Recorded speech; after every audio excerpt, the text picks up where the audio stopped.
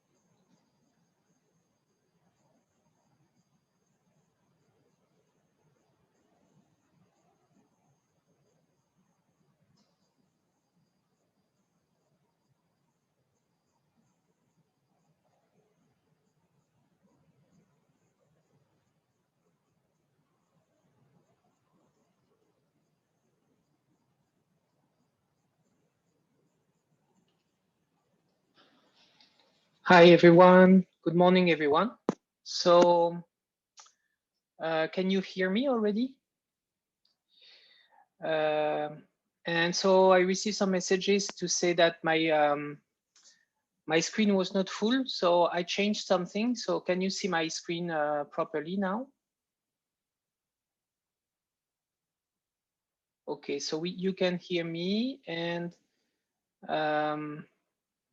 yes, okay. So I don't know. I was trying to organize I have two screens actually. So I was trying to organize differently, but it seemed that it's not so good. So I come back to the to the previous setting. So firstly, I launched the recording. Let me yes, it's recording. Okay, so it should be okay today. Sorry for yesterday. I forgot to launch the recording, and then afterwards we missed a part. But today we're gonna try to make it different, so it should be okay. You have always the so let me remind you that at the end of the seminar, we'll send you the, the solution to the exercises and the missing slides. So you will have this information as well. So I think it should be okay with everything you have, knowing that when I come physically anyway, we don't record anything, right? It's only live. So that being said, okay, so welcome to the second class. Okay, I hope you're okay. I am okay. I'm very looking forward to working with you again. And so today we're gonna go on with what we did yesterday already. Okay, so I think the first part of the day will be about doing some exercises, and just before or just after the break we will move to the next chapter, which is about the interest rates. Okay, because as I said during the first chapter, time value of money, usually I do more exercises because it's the first chapter, so I need to check that everyone is okay and everything. So for Bonjour, bonjour yeah, Olivier. bonjour. Yes, bonjour. Yes, can I disturb you a few minutes? Yeah, sure. Because many students ask me about the group work. Can you spend a few minutes with them to talk about it? Okay. So yes, so the group work will be about the chapter about capital budgeting. So I didn't talk about it so much for the moment because we didn't study the topic yet. So the group work will be about what we study on Tuesday and Wednesday. Okay, so the last part of the seminar. And so we will talk about it a little bit more at the time. Okay, but let me check quickly with you. You have a document which is already available on the Canvas, which is Yes. the rules of the group work. So I'm going to share that on the screen now.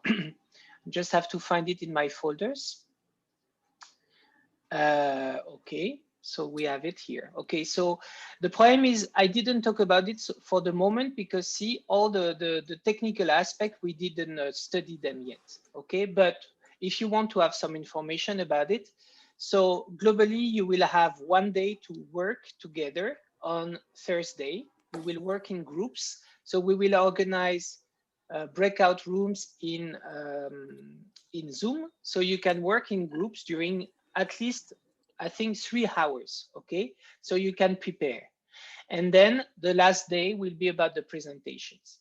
And so what do you have to do? Well, globally, we will get into more details, but globally what you have to do is to think about a project that you know around you, like,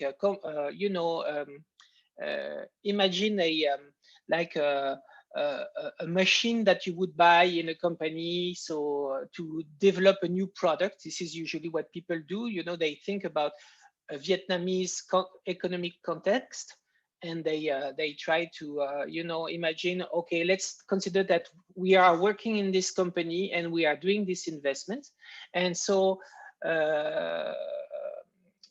related to this, students, you will try to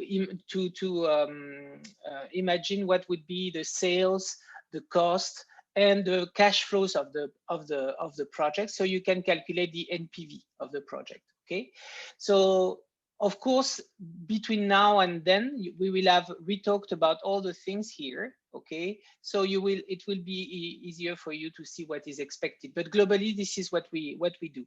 Okay, so you work for you think about a project, and you have to imagine what can be the sales, the cost, and the cash flows of the project, and to calculate the NPV. And so what you have to do then is to present to everyone your project, the context of your project, and why you made the assumptions about the cost and the benefits of the project, so you can calculate the NPV. Okay, so this is how it works. So usually, as you can see, I said 15 minutes for the presentation, but maybe it's going to be more because we're going to have 4 groups. Friday 4 groups, Saturday, so maybe we will have a little bit more time. It depends on how, if we begin already at the beginning of Friday session, for example, or if you need some, I don't know, 1 more hour to finish the project or everything. It depends. Usually, it depends on how long you need. So you have your groups already. So it's groups of 6 people. So it's a little bit more than usual. Usually it's 5 people. But since we are in a different context this year, I decided to make the groups a little bit bigger. And so you will have to present to prepare a PowerPoint presentation. Okay, and so you will have then to present your project in front of everyone through the Zoom. Okay, and so you will have also to send me the PowerPoint presentation. Okay, and so you will be marked for this, and that will represent, as I said, 30% of the mark for the investment course. Okay, so I didn't want to talk about that so soon. Usually I wait for that because it can make you a little bit stressed out to see that you have to think about things we didn't study together for the moment. So of course it's too early to talk about the group work for the moment, but since you wanted some extra information, I can give you.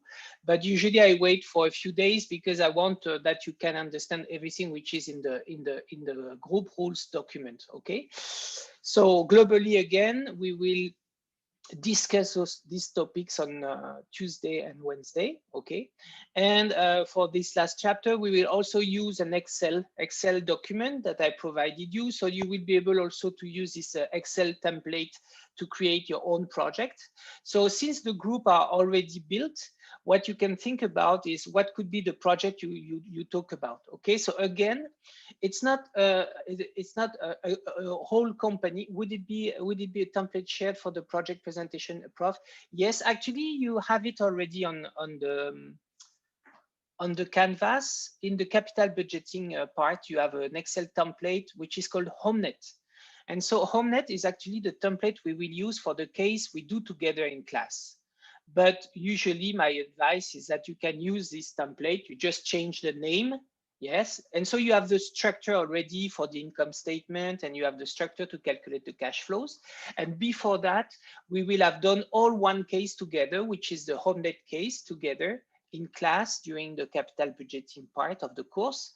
So globally, what will happen is that, so we study together, we do one time together with HomeNet case. So you have an example, and then you have to think about how you can make it for your own project. Okay, but what is I think interesting in you have to think about for your project is that usually what is happening that when you calculate NPV is that the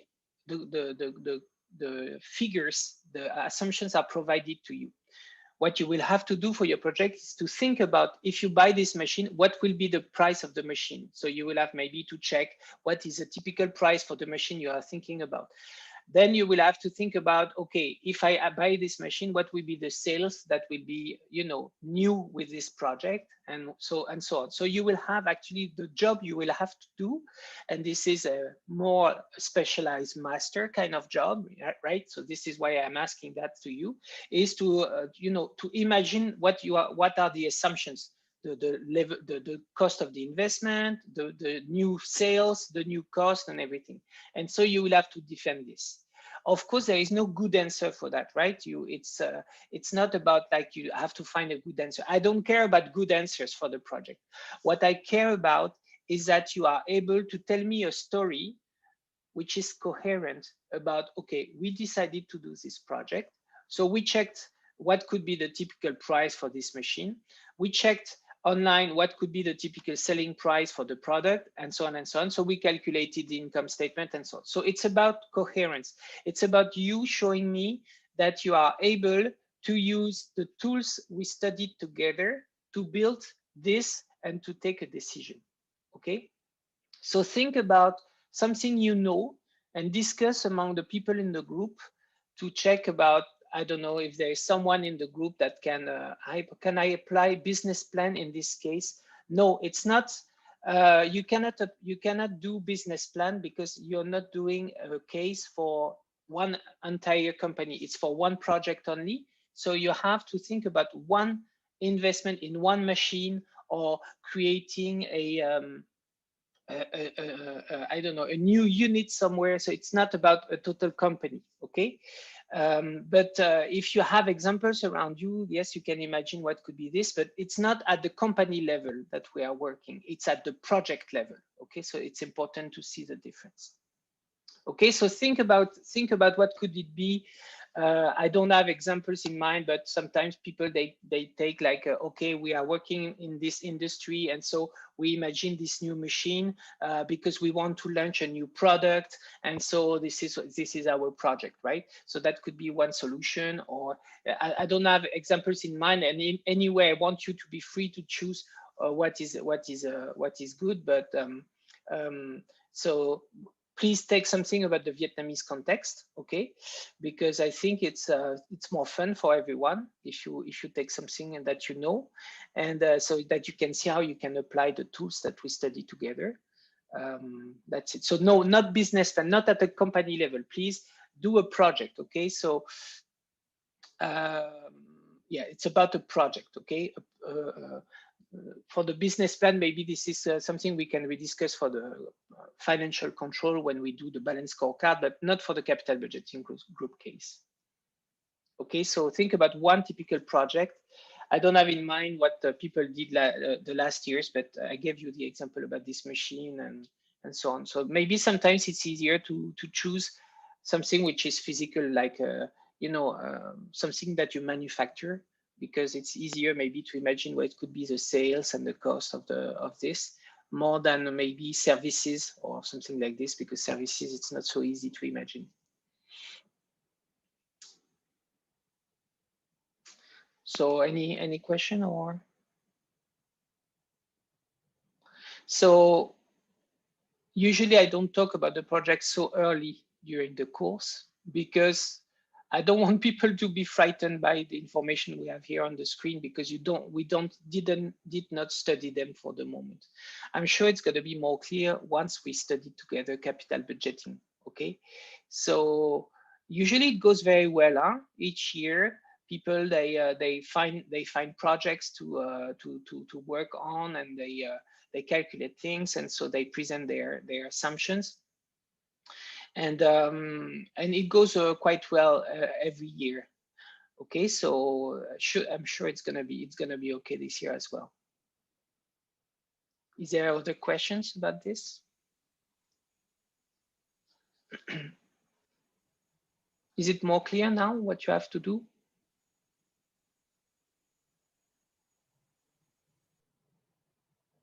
Not for now. Okay. Okay. So okay, so as I said, maybe it's going to be easier when we studied the topic already. So Tuesday, Wednesday, you can ask me again. Okay. One thing is sure. So please keep in mind, maybe what is easier to keep in mind for the moment is that you have one session to work on the project in groups. Okay. So let's say that you work on Thursday. So we begin on Thursday for the project, and you present it on Friday. So you have 3 hours at least, and maybe you can work in between together. And then we have the presentations. Okay, so it's not like and you don't have any written report to give me, you just have the PowerPoint document to give me. And again, it's not about good calculations, it's about you show me that you understood how to calculate the NPV for one project. Okay.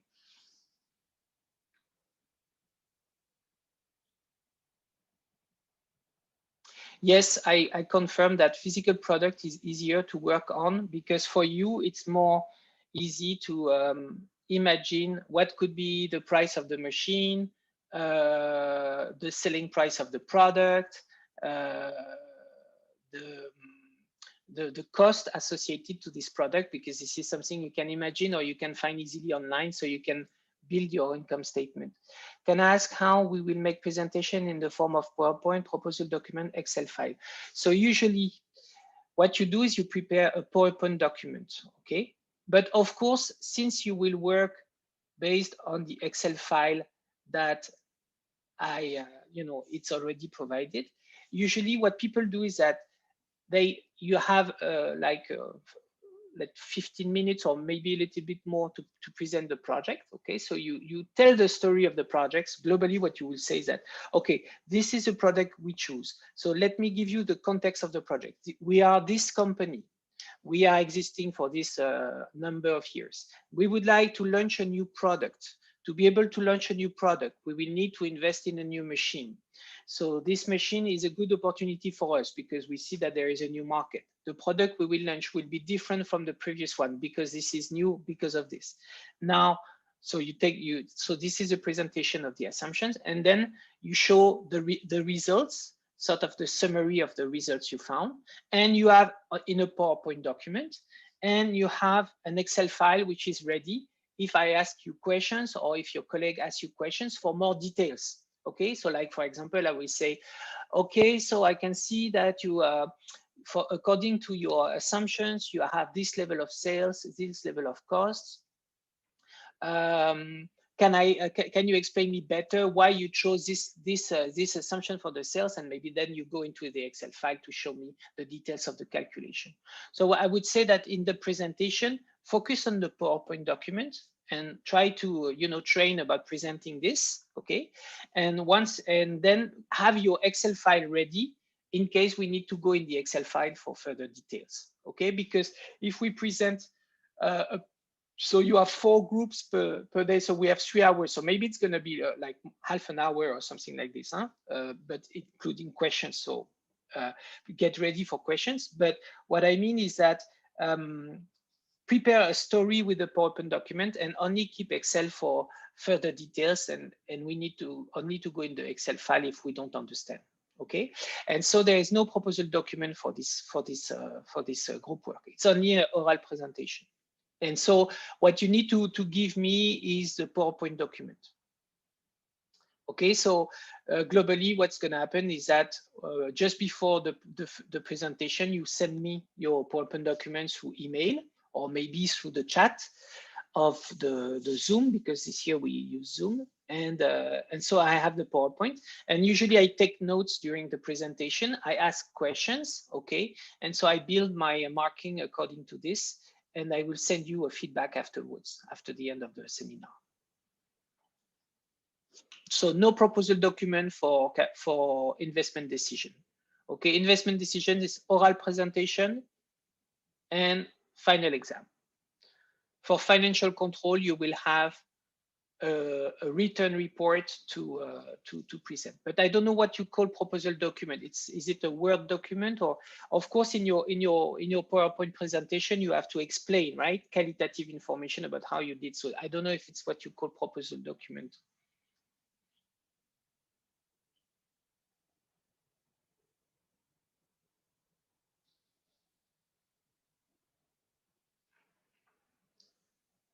What is proposal document for you?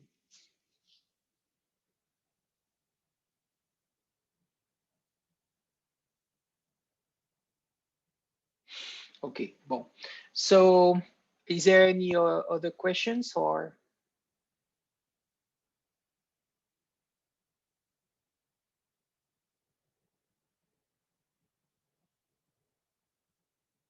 Okay. So usually it goes well, huh? So don't worry too much about this. Trust me to bring you with me on this trip to capital budgeting. We need to study a few more topics before, okay? And then as you know, Tuesday, Wednesday we will work on this, okay? So be patient. Don't worry too much, okay? It's gonna be more and more clear with the time. And you are 6 people in a group, so it's a little bit more than usual, okay? Any more question?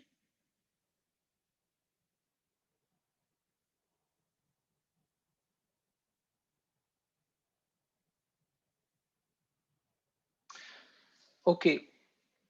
Okay, so let's move back to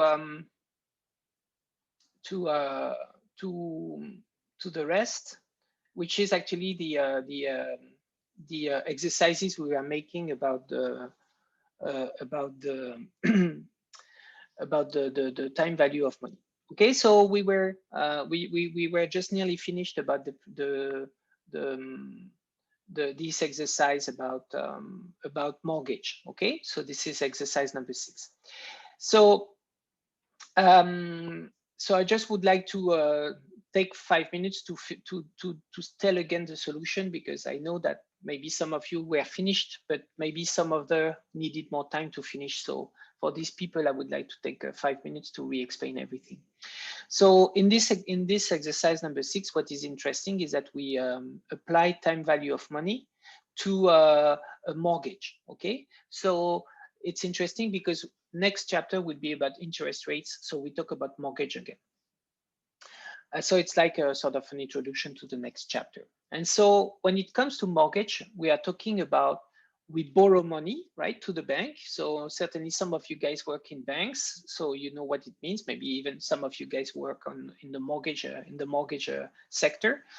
And if you work in corporations, you know that you have to deal with banks as well to negotiate with them. Okay, so the idea is here that we are more in the situation of someone like a couple or a family that is buying a house, okay? And so we borrow for 30 years loan, okay? And the interest rate is 6%. Okay, so the annual payment is 12,000. So we know that we pay 12,000 each year, which is theoretical because we know that in reality we pay every month or every 2 weeks. And so you have just made a payment, and now you decided to pay the mortgage off by repaying the outstanding balance. Okay, so what is the amount that you would like? Basically, what people ask you here is, what is the amount that is remaining for your loan, right? So if you have lived in the house for 12 years, so what is in parentheses is the most important, okay? You have 18 years left on your mortgage. So the remaining amount of your loan is actually the present value, okay, of the 18 years that you still have to pay, okay? So this is what is important here to understand. That what is important to understand here is that we use time value of money to be able to calculate the present value of a loan, okay? So that's interesting for us. And another way to put it is that the present value of a loan, or the value of a loan, is the present value of everything you still have to pay for this loan, okay? So when it's after 12 years, it means that you still have 18 years to pay, okay? And so using the time value of money with 18 years, we find 129,931, okay? Then the second question was the same, so no big deal. Huh? You have lived in the house for 20 years, so you have 10 years left to go for the mortgage. So in this case, we just replace the exponent here, right? It's 10 now, it's 10 instead of 18, okay? And so it leads to 88, okay? So after 12 years, we have left 129, and after 20 years, we have left 88 to pay, okay? And then the last question was about something we discussed earlier, which is we are after 12 years, but just before the 12th payment is due instead of after. So it's like in the exercise number 4 we did just before. What you just have to do is to say, okay, I'm just before here and not after. Okay, so the difference is that I will have to pay 12,000 like today or something like this. So the answer to that question is quite simple, is the answer to the question A plus one payment of 12,000 that I will do in a few seconds. Okay, so that's 141. Because that's true that in the reality, if you want to, if you arrive at one moment and you want to reimburse your loan by anticipation, you will not do the payment and then you pay the rest. And you will gather everything together and pay the 141. So maybe it's more realistic as an assumption. Okay, is that okay for this exercise?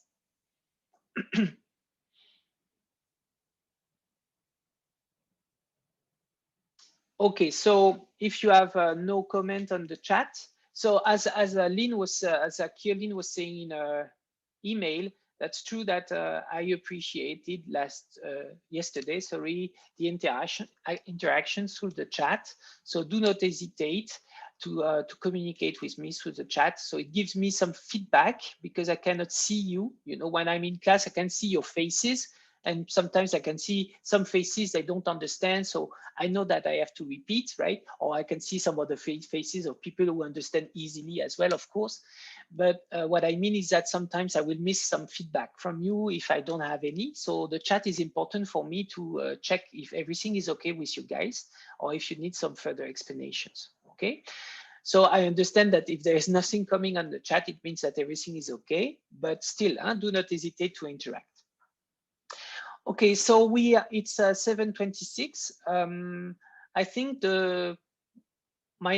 what would be a good thing to do, if I remember what I do previous years, is that we take one more hour to do exercises. Okay, sort of, and then we have the break and we move to the next chapter afterwards. Okay, so let me give you some extra exercises to do. So you can work on exercise number 8. Exercise number 9, exercise number 10, and exercise number 12. Okay, so these are the four exercises I would like you to work on. Okay, so I let you a few minutes, the 5 to 10 minutes to do this one, and so we correct. If you have any solution, you can give me in the chat. So this first exercise number 8, it's about a growing perpetuity. Okay, so I let you handle this. This one, the exercise number 9, is about a new drug we develop. So that's interesting because we see that the time value of money is used to calculate the fair value of an asset. Then you have valuation of a company. And then the last one is about having to calculate a number of years. Okay, so these are the 4 things that could be interesting to work on for these exercises. Okay, so I let you have a look.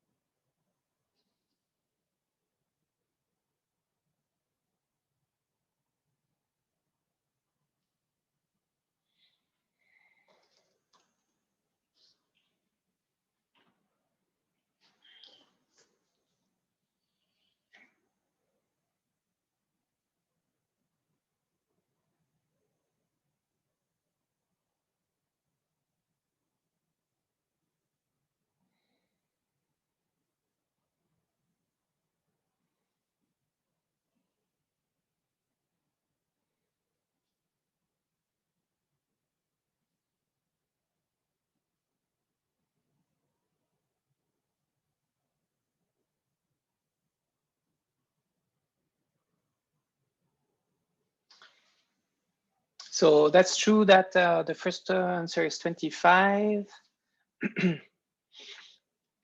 And for B, no, it's not 24. It's not 26 either. It's 27, I guess. We should find 27. So for me and for Huyen, 25 is okay for the first question. Okay. So for the question number 9, you say, so Hien, I think it's so 9, no, it's 21 for 9. So yes, 25 is okay. So yes, 25 is okay. So that's a growing perpetuity. 27, that's correct. Can you, Tree, can you show your formula in the chat for your colleagues? And I think, Dong, you're correct for the 9. It rings a bell. Yes, that's totally correct. Congratulations. Dong is correct as well for the 9.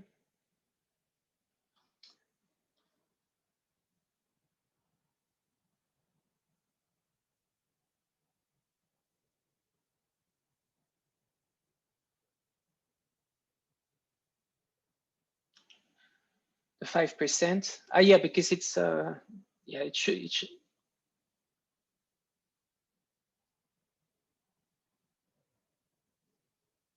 Yeah, it's a growing. Yeah, so you forgot. So I'm talking to Hien.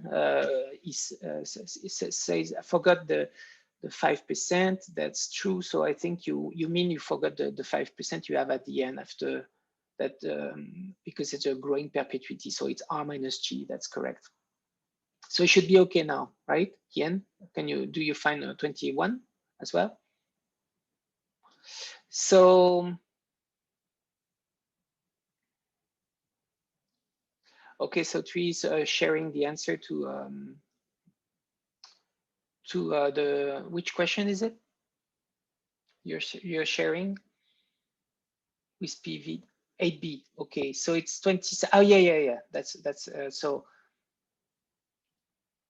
so PV times. Yeah. That's correct. That's correct. So it's a growing. Yeah, it's growing. So it's 1.12.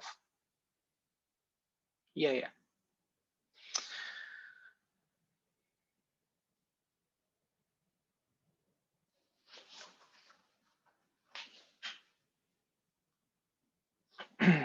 Just checking something with my calculator as well.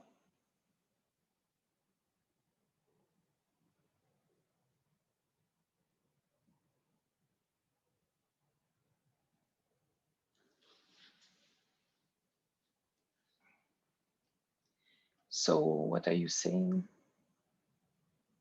Yes, with 1,000. Okay.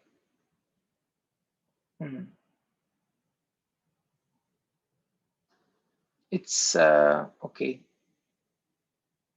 No, I think I don't agree with what you say here, or I misunderstand. But for me, this is it.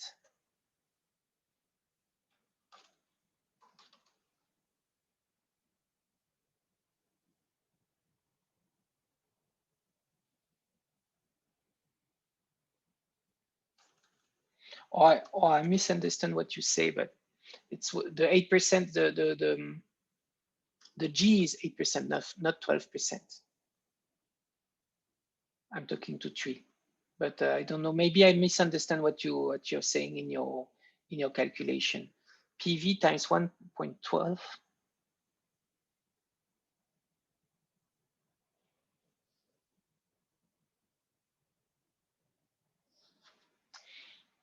So yes, 27 is correct. Okay, so maybe we can have a look at the number 8. So we agree on the, because I'm not sure I understood Tree the way you wrote your formula, because you find 27, so it means that you must do something which is correct, but maybe the way I don't understand the way you write it. So let's summarize this exercise number 8 together. So again, this is a growing perpetuity, right? So the growing perpetuity formula, we know it's C1 divided by R minus G. Okay, so C1 is 1,000. Okay, so this is clear. So the first payment will occur in 1 year. It's 1,000, and then each year it's gonna be growing by 8%. So 8% ledger, meaning that G is equal to 8%, right? So C1 is equal to 8,000. So 1,000, sorry. G is equal to 8%, and R is equal to 12%. Okay, and so doing this when we can use the formula that we know. So this is it. This is it. Okay. So we have 1,000 C1 divided by R minus G. So 12 minus 8%. So that's 25. Okay. So this is the question A is very simple because it's just applying the formula of the growing perpetuity directly. Okay. What was more interesting was to think about what is the value after the first payment. Okay. So it means that we are just here, right? We are just here. Okay. So in that case, what will be, okay, I'm gonna go on Excel. I'm gonna go on Excel. Give me 1 second.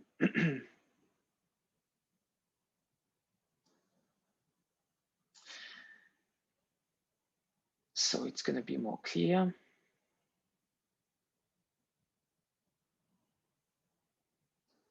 And so I'm gonna share my Excel.